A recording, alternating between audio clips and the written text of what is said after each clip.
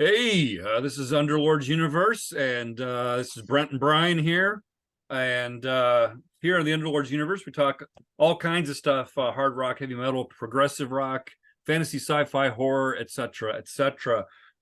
We also make our own, write and record our own stuff, and a little bit about that at the end of our program.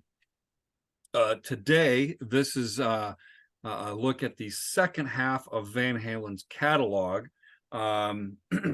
which is noted for primarily Sammy Hagar, of course, and a couple lineup changes.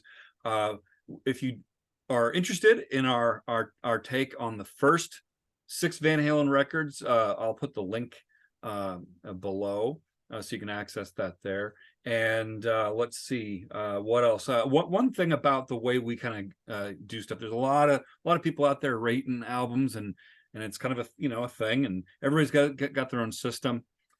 We basically try to be as objective as possible within the confines of an album. So if an album has 10 tracks, the way we kind of work it is we give each song anywhere from 0 to 5 points. 5 being just absolutely undeniable. It's a hit every time you listen to it, all the way down to 0, which is I never want to hear that song. With 0.5s in the middle. And then we just do a quick division to get an average star rating and an average percent to break ties and whatnot. So anyway, more on Van Halen today. So what we're going to do the album, just a brief discussion of each album chronologically as they were released, and then we're going to do our countdown in terms of how we rated them. So Brent, I guess we are starting with the very first Van Hagar record, 5150, and that came out in 1986. And of course, here's the cover, which all Van Halen fans know, right? And the logo, the classic revamped logo, and then the picture of the guys on the back. Yep.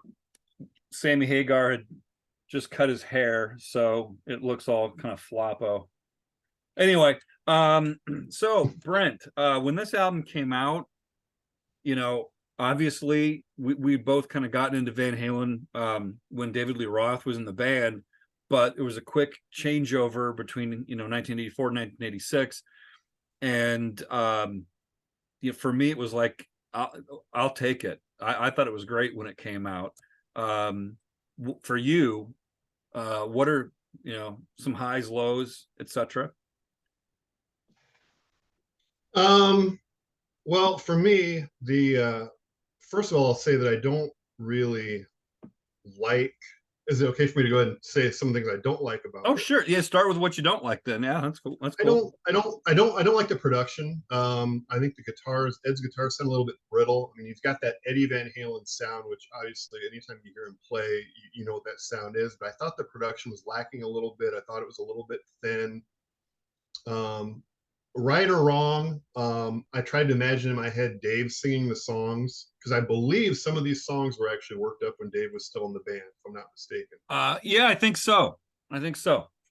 So I didn't really I've never really liked this album that much within the context of the whole Van Halen catalog. So I don't want to say I was disappointed when it came out, but like you, I was excited to get a new Van Halen record, and of course with Sammy in the band, not knowing what to expect.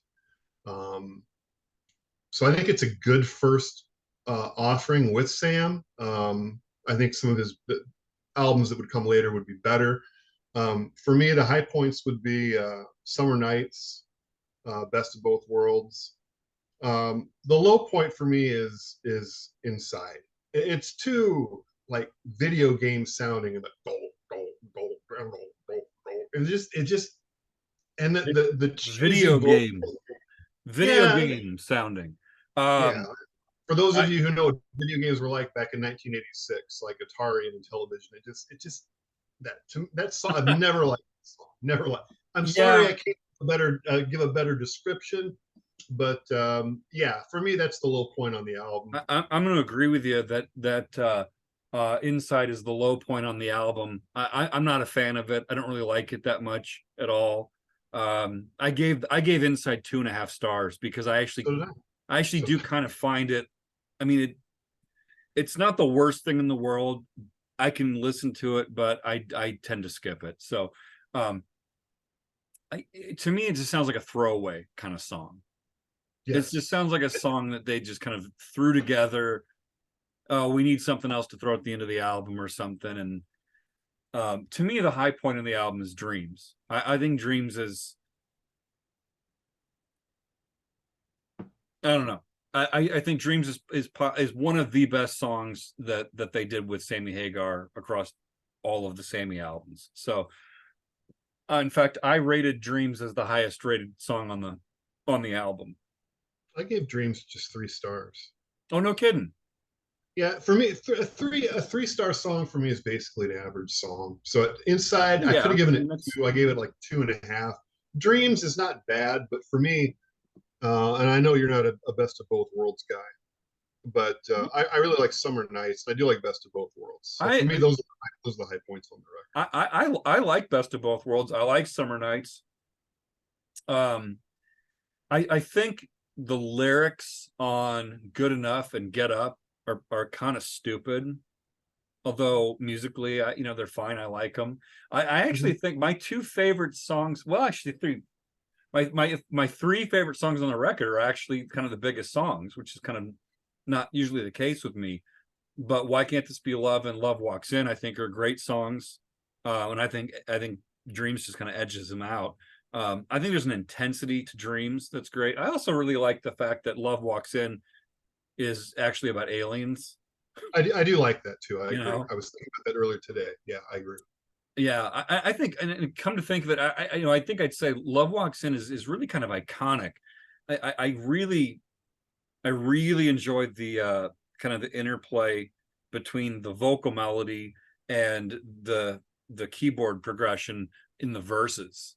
I think it's a great song. I may have even underrated Love Walks In. I gave it a 4 at the time, but I might even say it's a 4.5. But yeah, um, but yeah, when it came out, I was thrilled with it. I thought it was great when it came out. I don't know if it's aged as well, but I I, still think it's a I, good record. Still think it's a good record.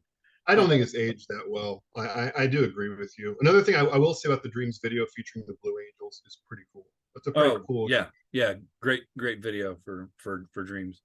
Um, so that's 86. 88, we get OU812, right? Yes, we do. Trying to do that without the glare. There we go. Okay. Shot of the And guy. I want to say, I want to start a comment about OU812. To me, in some ways, this is going to sound weird to some people, but just bear with me. In some ways, OU812 to me is and honestly, I guess 5150 to a large degree as well. They're kind of like And Justice for All. It's like, where's the bass guitar? Yeah. I mean, Yeah, we could have said that about 5150 for sure. For yeah, sure. That's yeah, part of the production problems that I have with that album. Yes. yeah, I do think on the whole, I think that the sound of OU812, I think it breathes a little bit more. I think there's a little Better. more diversity in the Yes. sound of the album. That doesn't necessarily make it a better record, but for me, it's actually kind of funny because on 5150, to me, the high points on 5150 are the biggest songs, the singles. On OU812, it's actually not. Um, like Finish What You Started, I don't mind the song. I think it's a fine Mm-hmm. song, but it it's okay. To me, it's a Right. 3. Yeah, me Um, too. yeah, oh, you gave it a 3 as well. I Yeah, did. yeah. I mean, it's nice guitar playing. It's a nice melody, but it's not, to me, it's nothing terribly special. My favorite songs, honestly, on OU812 are AFU, Naturally Wired, and That's a good one. say what? That's a good one. Yeah, I and gave that four and a source half stars. in Source of Infection. You gave AFU four and Five a half. stars. Oh, you have Yep. 5. I give source. I give. Wait, no, No, okay, I gave back up. Feels So Good 5. Wait, okay, back up. AFU. What'd you give AFU? 4.5. That's what I gave it. I gave that 4.5 as well. What did you get? What did you give Source of Infection? 5. That I gave it a 5 as well. Wow. I give Feel So Good a 5. I love that song. You And know, I um, I yeah. didn't give any 5s on 5150, but Feel So Good is a great song. It's just it's I don't know. It's this album has a warmth to it that I don't think 5150 has. Um, And Feels So Good is kind of another keyboard driven song, not in the way that Jump is, right. but it's nice that keyboard interplay with Ed's guitar work um, during the verses of that song is brilliant. And it's a simple song, but very effective. And I know it was a single and it's got a cool video, but Well, that's a 5 song. you know, it's if I think Feel So Good's a really good song too. I didn't quite rank it as high as you did, but here's probably a surprise for you. I actually think Huh. When It's Love is a great song. Like I gave When I It's give that Love, a 4. I gave I it give four that and a 4. half. I gave it 4.5. I think it's a great song. And you know, I suppose you could say these are kind of the sappier elements of Van Halen, but you know, good song's a good song, right? So Right. Yeah, um a good song is a good song. And this album is markedly better, I think, than 5150. I think Sammy's better on this record. Lyrically, it kind of has some cheese on it. Like, Cabo Wabo's got some cheesy lyrics, so but we already know you're gonna rank it higher. I So gave it 4 stars. Yeah, I'm gonna rank this album higher than 5150. yeah. But But don't give away the whole end here, you know. no, but it's more consistent, I think, than 5150. It's consistently better. You I know, think Sammy kind of found his footing, and kind of found himself with this record. one area where I'm gonna disagree though is um like I think songs like Mine All Mine, I think Mine All Mine's a great song. I think that there's a lyrical maturity to a song like Mine All Mine. um I can't say the same about Cabo Wabo or Black and Blue. I mean, I don't Yeah, mind those songs. Like I can listen to them if I put the album on. I'm not necessarily going to skip them, but I've never been a huge fan of Black and Blue or Cabo Wabo. I think they're just kind of yeah. Now that's of course in relation to other Van Halen songs. So, right. but yeah, I think Source of Infection. I mean, okay, the verses in Source of Infection, you can make an argument that that's kind of almost throwaway stuff because it's Sammy just blurting stuff out. But Yeah, but when you get to chorus. that chorus part, the second half of the song, Sammy's vocal on that is just, I mean, it's just the hair stands up on your arms, you know? Yeah, Yeah. that's a register that he does not sing in very often. Let's Right. Yeah. Yeah. Like the first time I heard that, I don't know, yeah, the hair on my neck probably stood up, and I probably, you didn't hit the rewind, probably picked the stylus up and put it back down and Well, listened to it again, or spun back on the CD player, and I got to hear that again. What the heck was that? It is okay. Well, chillingly. he's somebody described Sammy Hagar as a guy, I can't remember who it was, but a guy who can do James Brown and Robert Plant all in one. And the control that guy has over his voice is insane. And and these albums are done, of course, in the days before, Pro Tools and pitch correction and all that stuff. So yeah, I to me, the biggest song, if I forced to pick the one song from 5150, it's Dreams. It's Source of Infection on OU812. Good. I mean, good Yeah. picks. Yeah. Picks. And then of course that's it for the 80s. Then you get into the 90s. 91 for Unlawful Carnal Knowledge. And let me scroll my my notes here a little bit. I think that there's some stuff on For Unlawful Carnal Knowledge that is really,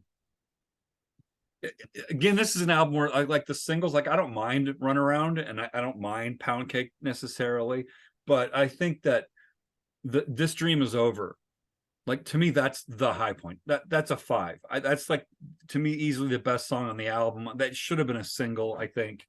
What do you think? I give that song a 4. Mm. I think it's an incredible album. In doing this exercise, I was a little bit surprised at how much I really like this album. I hadn't listened to it in quite a while, and I think it's actually aged pretty well. Um, it's pretty consistent all the way through. I mean, it got a lot of exposure, a lot of MTV play, a lot of radio airplay. It was a very successful tour. If I'm not mistaken, it was a #1 album. I think it was. All of the albums with Sammy were #1 albums Were they all in the okay? States. Yeah. Okay. So I like Pound Cake a lot. I love Top of the World, which I believe has the same kind of riff as Dance the Night Away, the same chords as Dance the Night Away. Good call. It does. Yeah. 316 is a really cool instrumental about Wolf Van Halen, because I think that was done around the time he was born. What's his about birthday? March 16th. Right. And like you said, some of the more popular songs, like Right Now, good song. Run Around, I gave that 3.5 stars. One of the songs that surprised me that I actually gave it a little bit of a higher ranking than I thought I would is Pleasure Dome. The Yeah. rhythm of Pleasure Dome and what Al's doing rhythmically, and the verses are so not what you would expect from Van Halen. It's just so different. Different doesn't always mean good, right? I mean, I could say, well, it's a Yeah. different kind of song, so therefore I'm going to give it an extra star. It could be different and still be bad. But I went back, and when I listened to this record again, I was like, that song is really good. I gave Pleasure Dome 4 stars. I didn't think I would give that a high mark. So very Yeah, consistent. I rated Pleasure Dome higher than Runaround. I rated it higher than Pound Cake. My favorite songs on the album, I mean, Judgment Day. I agree with you. I think Pleasure Dome's really good. I do think Right Now is a great song, but if I was forced to pick one, it'd be This Dream Is Over. If you had to pick one, what would it be? Top of the World. Okay. I gave that a 4. I think, when we saw this tour 3 times. And I think it was cool that they ended with Top of the World. I think that was their last encore. Was it? I believe so. This is the tour where Sammy wore the Iowa State football jersey too, when we were names. Are you sure that wasn't the Balance tour? No, because we'd just beaten Nebraska. Where we had beaten Nebraska that year, and so he wore an Iowa State jersey. Okay. Pretty sure that was the tour. If I'm not mistaken, also Ed wore bowling shoes. For some reason, that sticks in my mind. I don't know why, but you remember some weird things. But really, really good album. I mean, when this album came out and hit the way it did, they were literally on top of the world. Oh yeah, literally. but I will say this. I think the other thing, sonically, I think for Unlawful Carnal Knowledge, you have Right Now, which is piano based, but by and large, this is now it's back to a more guitar driven band. And I think that you can also hear Eddie's, the kind of the tactile nature of his playing a little bit more. I think on Oh You Wait 1 2 and 5150, it's a little too washed out with maybe chorus effects, stuff like that. And I think that the guitars are a little crisper on For Unlawful Carnal Knowledge, and then we continue that on with Balance. So anything else you want to say about For Unlawful Carnal Knowledge before we move on to Balance? No, just to kind of piggyback on what you said, I think the production's better, and the songs benefit from that. I do agree that the guitar is a little bit sharper. I think when when Pound Cake kicks in, there's that drill bit sound in the guitar. You get the feeling that you're going to be in for a pretty good ride with this record, and it really doesn't disappoint. And I think this record's held up really well over the years, really well. I think it's held up. I think it's held up better than 5150. That doesn't necessarily mean it ranks. I'm not going to give away the rank on that yet, but I won't either. But production wise, yeah. So 94, 95, right? 95 Balance comes out, which is the last album with Sammy Hagar, of course. Yep. And Produced by Bruce Fairbairn, the late Bruce Fairbairn. yes, I do think that the sound of this album is great. I agree. That said, I don't think it's a terribly consistent record. You know, the high points, you know, are really high. But you know, like for me, for example, like Big Fat Money, that might be one of my least favorite Van Halen songs in their entire catalog. I give it a 2. I just don't like Big Fat Money. It's not my kind of song. You know? I could take it or leave it. I gave it a 3. I think Doing Time is a throwaway. I mean, unless you get the picture in your mind of Eddie Van Halen taking wire cutters to a grand piano while he's recording it, if you can picture that, then it's kind of funny, because I think that's what he's doing. But if you just listen to it not knowing that that's what he's doing, it's kind of like, what's this for? You know? Yeah, it's like I gave Strung Out 0 stars. And What did I say? I said Doing Time, didn't I? Yeah, Doing Time's the drum thing. Yeah, I'm sorry. You're right. I meant Strung Out. I meant to say Strung Out. Yeah. I gave it 0, and I gave Doing Time 1.5. Those are throwaways. Wow, those are some harsh ratings. That's going to bring that album down. 0. You know, like you said, cutting the piano wire. I mean, I could do that. It sounds just as good. So I couldn't justify giving that anything more than a 0. And I just expect more from them. You know, they at this point, I expect them to deliver. Those 2 songs, if you will, really don't.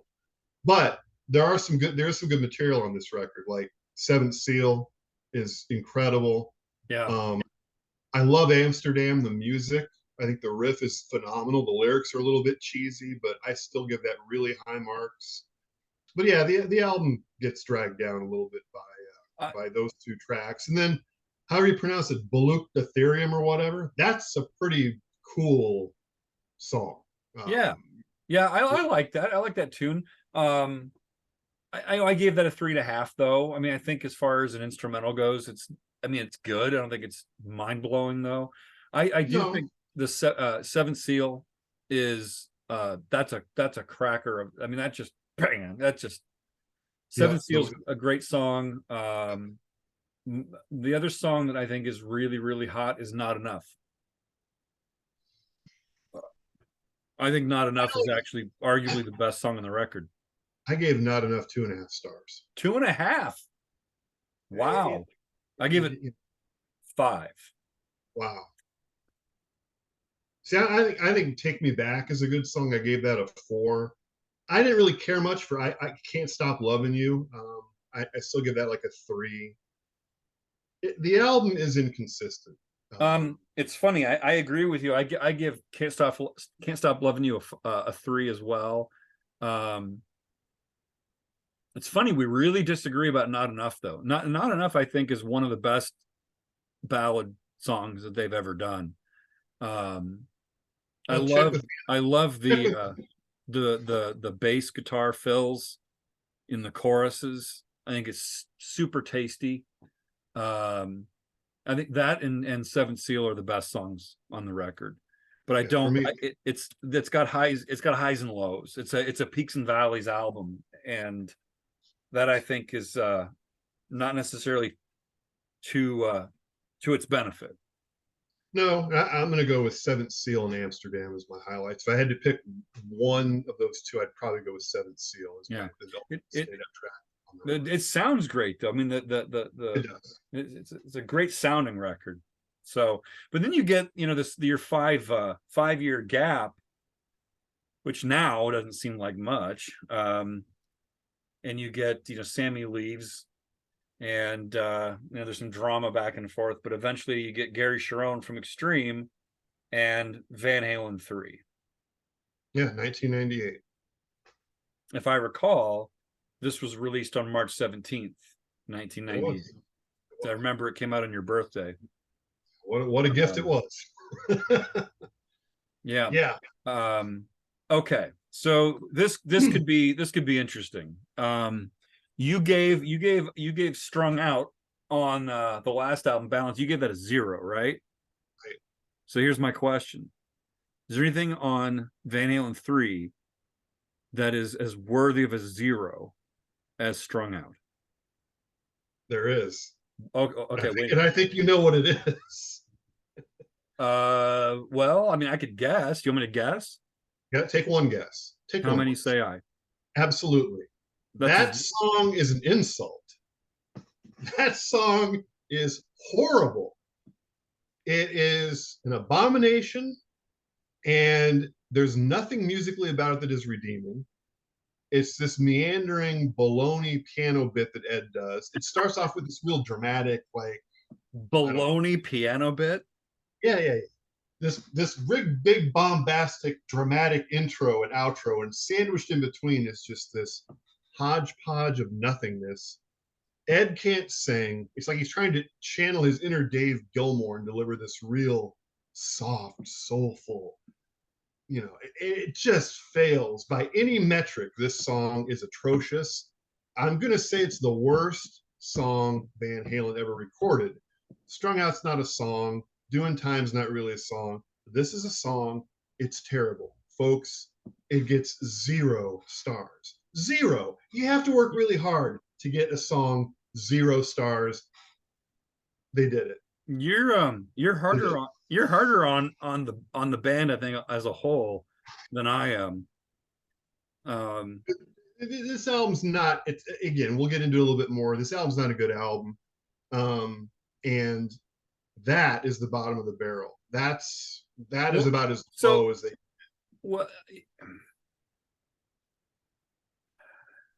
Yeah. Okay. So It's bad. Sorry, it's bad. yeah. Okay. I mean, on our scale, though, I mean, bad. 0 isn't the only thing you can award a bad song. I mean, No, I know. One out of one. I thought about it. I couldn't. I couldn't. Actually, I think initially I did, and I went back and said, no, I can't do that. That's a disservice to all the songs that actually are ones that deserve that. Okay. Well, Ed, maybe if Gary sang the song, I wouldn't dislike it as much. But of course, Ed had to do it. He had to sing it. All right. And if I'm not mistaken, Michael didn't play a whole lot of bass on this record. Ed played most of the bass. So it's like he had to sing. Okay. So we know what your you can't say least favorite because it's not even a favorite. The worst song on the album for you is How Many Say I? Yeah. How about you? Shocker. I don't disagree. I may not necessarily pile on it the way you are, but it's I don't think it's very good. What would you say, by contrast, is a high point on the record? High points on the record are Once and Fire in the Hole. And I gave both those songs 4 stars. So did I. Once is so different. Yeah. It's really a cool song. And I think Gary does a really good vocal job. For the most part, Gary's vocals are fine on the record. I think sometimes he does sound like Sammy. Maybe that's just a coincidence. But Once, vocally, he gets to do some different things with that. It's, again, a very unconventional song, if you will. And Fire in the Hole is just a cracker of a rock song. Just solid all the way through. If the rest of the had a few more songs like that in it, it would have done better. So for me, those are the 2 high points for sure. No, it's funny. I gave Once a 4 as well, and I gave Fire in the Hole a 4 as well. I think those are actually really, really strong songs. I do agree with you about Once. It's funny. I did read Sammy Hagar had actually commented about that song, and he said that he had actually worked several years before on a lyric to go with that music. So Eddie had that music around for quite some time, but Sammy just felt like he couldn't find anything that really worked melodically with it. That's interesting. I didn't know that, because I think whatever, if Gary found that on his own, or if Eddie kind of directed him that way, whatever, it certainly it works. It's kind of a haunting song. Kind of a dark album, a little bit of a darker. One thing I don't like about the album as a whole is I think the production is too dry, and I don't think Gary's voice benefits from that. His sibilants, like Yes. his S's, for example, they don't come through. So it's almost like he's singing through gauze or something. Right. That, to my Right. ear, that's what it sounds like. You know, and I would have liked him to have maybe pulled back a little bit on the vocal delivery in once. I mean, if just some adjustments on that song, I think it could have been, you know, a 4.5 or maybe even a 5. I think there's the potential for a great song in there. Fire in the Hole, I think, is a really, really solid song. I'm gonna say this. I'm gonna say Without You. When I went back and listened to Without You, you know, it's a pretty long. I didn't write down the. It's over 5 minutes, I think. Oh yeah, I think it might be over 6, but it actually goes through quite a few different kinds of musical changes, and it's like that's kind of almost proggy for a single, and I like that, you know. So I think that I actually think there's some strong songs on here. I like Without You. I like Once. I like Fire in the Hole. I actually think From Afar is also a 4. It's almost like a cousin of Once from afar. Yeah. So you know, there's some people that say this album is worthless. I disagree. I think that there's some strong stuff on here. Production wise, I think it could have been better. But you know, I think it would have been really neat if they'd given you know, one more album, you know, a shot, a Gary a shot with one more album. Weren't they getting ready to do a second one with him? Yeah. And then that's kind of the plug got pulled on that, I think. Yeah. So here's a question for you. Yeah. I think Michael's involvement in this album is pretty minimal, if I'm not mistaken. Mm-hmm. Do you think this album would have benefited from more Michael Anthony vocals, more Michael's bass playing, possibly maybe if he would have had anything to do with the arrangements of the songs? I think that's another reason this record suffers, is because his presence is not felt enough on this record. You can't really, I don't really know if he does a lot of backup vocals. I don't know if they're there. I don't really hear him on this record. Yeah, I think it's a good question. And the next time I pull it up and listen to it, maybe I'll think about that a little bit more when I'm going through it. But yeah, I think you might be onto something. Obviously, he's not there on the last album, A Different Kind of Truth. It's 2012. So now we're 14 years in between releases. Yeah. And of course, David Lee Roth is back.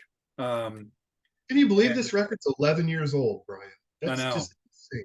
It's crazy. I know. And when it came out, I was just like, I couldn't get my hands on this fast enough. No, neither could I. But I mean, it's got a lot of songs on it. You know, it's got 13 tracks. I think I can speak for both of us when I say that the album does not start off very strong. And as a matter of fact, I remember talking to some other people that had heard Tattoo, you know, the single, the 1st song, and I know people who dismissed the album straight up because they heard that song and they were like, "Oh, I don't like it." And I'm thinking, that's 1 out of 13 songs. Yeah. I mean, and from your own personal experience, how often do we have deep cuts on an album that are far better than the singles? It happens a lot. All the time. All the time. So it's like, okay, yeah, I agree. Tattoo's not that interesting. I actually, and I find the lyric annoying. I agree too. Not only the lyric, but the delivery. I agree.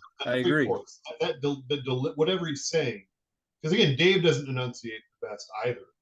But yeah, this song is kind of a throwaway. When I heard it first, I was disappointed. But like you said, I got 12 more tracks I can dig into on this record. I'm not going to give up. We've been waiting for this album. We've been waiting for a Van Halen album for 14 years. I'm not going to give up after Tattoo. It's like, it's going to take more than that to stop me or slow me down. Yeah. So, you know, you go from Tattoo to She's the Woman, which, holy crap. Okay, now, is the lyric dumb? Of course it's dumb, but it's a song from like 1976. Yes. I mean, I have the demo of it. You know, it's like, it's very different than the demo. And the demo's great too. You know, and some people kind of crapped on this album because they said, oh well, it's just a bunch of demos that they reworked and stuff. And it's like they were doing that throughout their entire career. Well, I if you mean, go I back, mean, I think like yes, I think you right can find. Go right ahead. now, one of their biggest singles of all time, right now, the music for that was recorded, I think, or written before Jump. So You can find, I believe, a video of Eddie playing the riff to Amsterdam on a guitar back in like 1985. mhm, That song, or the genesis of that song, is at least 10 years old. And bands do this stuff not all the time, but again, who cares if the song is good? I don't care if yeah, it's a reworked demo. Who cares? yeah. It's good, and And that I song's think, great. That yeah, song's great. I think She's the Woman's awesome. It's got a I, killer riff on it. When I heard that song for the first time, I just thought that's Van Halen 1977. It was just like bam. and Um, even whether if it's Wolf or Ed hitting those high backing vocals with Dave, there's that harmony again, and that vocal. I think that's Wolf. I think it is Yeah, too, and he sounds, yeah, reminiscent of yeah. Michael, but sounds great, great. And to me, the other high points on the album are The Trouble with Never. I think The Trouble with Never is one of the best songs. It's just, I give that a 5. Me too. Um, I mean, the riff is just incredible, and I also love the way that they come back out into that main riff at the very end. If you really listen to, what they're playing, to go from that kind of middle eight section into the back into that main riff at the end, I should say. Really, really cool. I love that. That's a song I'd go back to listen to, 2 or 3 times in a row sometimes. Contrast the frantic riff, that main riff, with the just kind of the chill, that the chorus is so smooth, and it's got Yeah, the backing vocals are kind of almost hip hop, and then you contrast that with that nasty descending riff that Ed plays. That's a sick riff, and yeah. I never get tired of this, and that might be the best song on the record, probably. I agree. I agree. That actually is, if I had to pick, that's my one, is Trouble with Never. And I also think that's a good example of Dave's maybe uh underrated lyrics. I mean, he's pretty good at coming up with lines like, when was the last time you did something for the first time?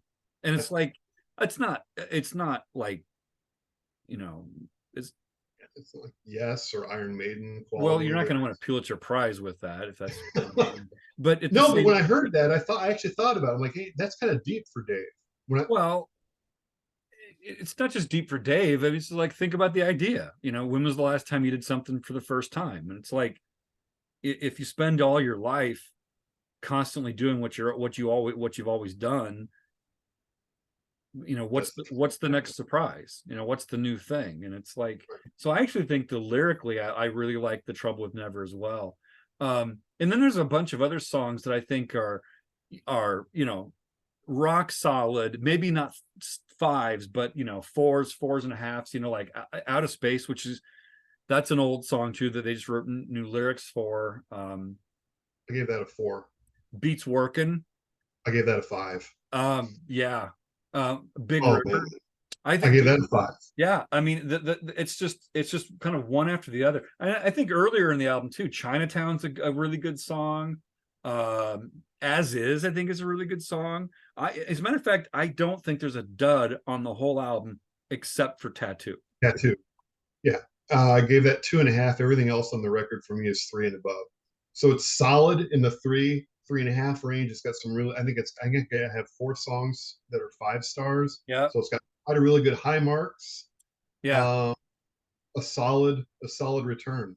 So it's funny. I gave Tattoo a 2.5 as well, and everything else is a 3.5 or above. Okay. So, okay. So, we've done a little bit of a run through of the albums in chronological order. Let's do our 6, 5, 4, 3, 2, 1 on this, shall we? Yeah, let me get my notes ready. Yeah. Did you bring the albums up to your? Yes, I have them. Yes. Okay. Okay, yep. So So do you want to do your little countdown, and then we'll just kind of do what we do the last time. We'll just kind of raise the record up, and we'll go with start with number 6 and give the percentage and the star average. yep, yep. So in the number 6 spot, you ready? Yep. Van Halen 3. Van Halen 3. And I gave it 3 stars on average with a 64.16%. 3 And stars, 64%. for me, it was 2.5 stars, 59.17%. So we're not Ooh, that far off. not, Certainly, yeah, I'm going to say I didn't do it any favors. correct. Okay. Number 5. Ready? Almost 1 second. Okay. All right. Number 5. Balance. Ooh, Number 5. we're in agreement there as well. I give this Yeah. 3.5 stars, 68.3. 3 stars, 61.67%. Wow. So actually not that much better than 3. Well, and that's because of those low points that you pointed out on that for you. Right. Okay. In the number 4 slot. And you ready? There we go. Whoa. Weird. So Brian, I'll go Okay. first on this one. I gave it, this is 3 stars. Yeah. And 65.56%. 3 stars, 65.56%. I gave it 3.5 stars, 72.22%. Okay. Number 3. 1 second. My notes. Okay. You ready for number 3? Yep. Number 3. Here we go. Oh, okay. Now we're different. I'll go first. I'll go first. Okay. 3.5 stars, 74.62% for different kind of truth. Wow. Okay. I think a lot of that for me is because I gave quite a few songs 3s. Like maybe Okay. 3 songs got 3s. That might drag it down just a little bit, but still solid record coming in at that third position. Okay. Well, for me, it was for Unlawful Carnal Knowledge at 3.5 stars, 72.72%. Okay. What was the percentage on that one again? For Unlawful Carnal Knowledge, yeah. 72. Okay, so I'm 74, so we're just 2% off in the third spot. Okay. So. And then number 2. Yeah, I'm ready. Ready? Wow. We actually agreed on that. This surprised me. Me too. This surprised me that OU812 actually came in and rated for me highest of all of the Sammy albums. I did not expect. I expected it to be for Unlawful Carnal Knowledge, but it wasn't. It was OU812, and it came in at 4 stars with 73%. Oh, well, I'm 3.5 stars, 78%. So you're number 1. My number 1 can only be what is left. And what is left is. You ready? Yeah, go ahead.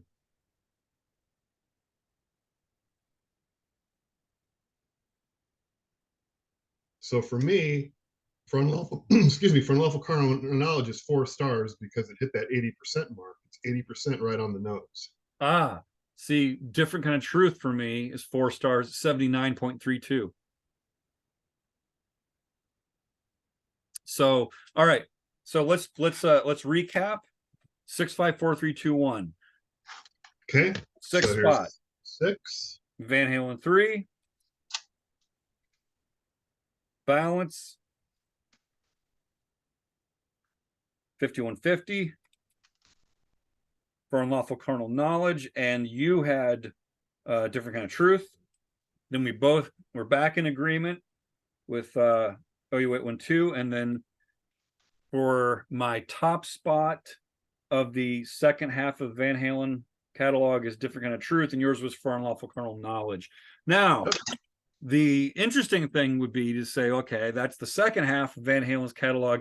How does the whole thing fit together with the first part of I knew you were going to say that. I knew you were going to say that. Yeah, because you know, you have to kind of take a look at the percentages and see where all 12 of them align together.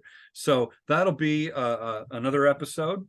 So if you're liking what you're hearing, liking what you're seeing here, please give us a follow, ring the little bell for notifications, give us a thumbs up, comment, tell us if we're way out of line, if you have different thoughts, that'd be cool to see what other people think. And we'll do a culminating Van Halen catalog episode here as well. Now, any final thoughts on Van Halen before I make a little plug on some Underlords Universe stuff? No, just that this going through the last or the second group of 6 records was a bit of a surprise. It's kind of demonstrating why this is a worthy endeavor. I didn't think Unlawful Carnal Knowledge would be number 1. I certainly didn't think OU812 would be number 2. And it's going to be interesting to see where do those records fall overall in the 12 album catalog when we do that episode. So that will be fun to see where these albums. Yeah. My big surprise was OU812. It's like going back. It's like I actually really like that record a lot more than I thought. Me too. So there we go. Okay, pardon me while I get up off my chair here. So grab a few items here. So we like to write and record our own music, and we never found a singer that well, I shouldn't say we have a guy who can sing now, but at the time we were just doing instrumental rock music, and we kind of figured we were destined to obscurity, which of course we are. So we came up with this name, Underlords of the Overworld, which is kind of a nice way of saying you're not an overlord of the underworld, you're an underlord of the overworld. It's kind of like saying a complete obscurity, someone that nobody knows. And it's just instrumental rock music. We think it's pretty well recorded.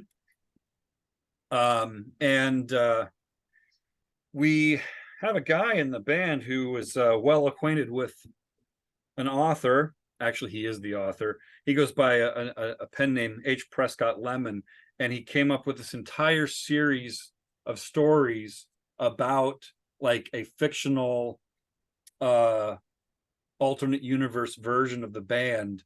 And it's pretty cool. It's fun. I really like the stories. The stories include other fictitious bands. So we did a whole album called Hell Comes in Small Packages, Songs from the Underlords Universe, which are the different fictional bands that are in the stories. And we did another. And that album does have some lyrics. And oh, sure. Yeah. Because we got different guests and stuff on it to kind of play the roles of different. That's why we called it Underlords and Friends, if you can see that on the. And then we did another instrumental album inspired kind of by the antagonists in this story here. And then of course there's also an expanded Underlords Universe, including a kind of a quirky occult mysteries, what's called the OAO, the Ordo Abstrusis Oculus, or the Office of Administrative Oversight. You'll have to read them to figure out what the heck that's all about. But those are really quirky, fun stories too. So, we like to write, record. We like to do things. We try to do things in such a way that that we can say we have some sort of pride in it. The goal is to try to make things that we would like to read or we would like to listen to. And I think on the whole, we tend to accomplish that. Whether somebody else likes it or not, I guess is totally up to them. But if anybody's interested, we'll put links below as well. And we have a website and social media stuff. So, Bandcamp. yeah. And we do have music on Bandcamp that we don't have physical copies of. Like Yeah, there's the most, Bandcamp and Spotify. There's more stuff on Bandcamp than there's on Spotify. But eventually what goes up on Bandcamp eventually usually makes its way over to Spotify. So, but at any rate, feel free to like our page, make a comment, check out the links, and be looking for a video that's a culminating video of our thoughts on the entire Van Halen catalog. So, any last thoughts, Brent, before we sign off? nope, that's a very good wrap up. And we will hopefully see you sometime soon. All right. Ciao. Ciao.